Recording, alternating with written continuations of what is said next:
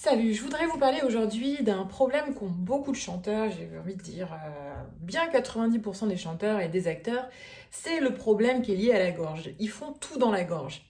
Quand ils doivent aller dans les hauteurs, ils forcent dans la gorge. Quand ils veulent faire du vibrato ou mettre de la puissance vocale, ils mettent dans la gorge. Au théâtre, quand ils doivent faire des déclamations longues, ils restent dans la gorge. Ou quand ils doivent mettre un peu plus de vigueur, d'ampleur dans leur voix, ils font tout dans la gorge. Or, ça marche pas, ça fait mal du coup.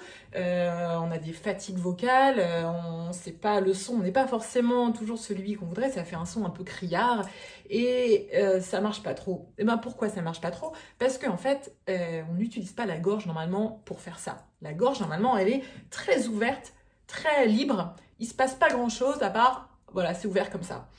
Tout ce qui doit faire le travail, c'est le diaphragme qui est ici. Donc, vous pouvez toucher la fin de vos côtes. Le diaphragme, il se situe ici. Donc, c'est le diaphragme et vous devez garder un peu vos côtes ouvertes pendant la phonation, donc pendant que vous chantez ou pendant que vous déclamez au théâtre. Donc, vos problèmes, la plupart de vos problèmes, vous avez du mal à aller dans les aigus, vous avez du mal à avoir de puissance vocale, vous avez du mal à aller dans les graves, et plein d'autres choses, c'est parce que vous travaillez qu'avec la gorge et vous êtes comme coupé de votre corps alors qu'il faut utiliser le corps en entier. Il faut vraiment utiliser tout son corps pour chanter, pas que cette zone-là. Donc, je vous propose un petit exercice. Vous allez vous mettre debout et on va travailler un peu l'ouverture de la gorge de façon libre. On va essayer de la libérer un peu, rien qu'avec un peu le souffle, et vous allez sentir quels muscles travaillent quand on chante ou quand on déclame au théâtre. Vous allez ouvrir la bouche donc et vous n'allez pas la refermer pour le moment. Et vous allez faire ça.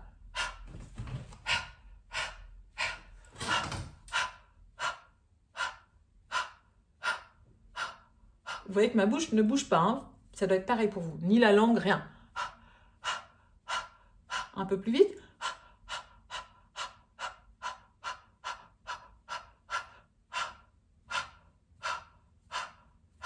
Ok, super. Maintenant, on va essayer de retrouver ces sensations-là quand on chante. Donc, c'est cette zone-là qui va travailler, qui va faire les hauteurs. Et cette zone de la bouche, de la gorge, elle reste ouverte. Vous allez voir, il ne se passe rien. Comment on fait? On va faire une quinte.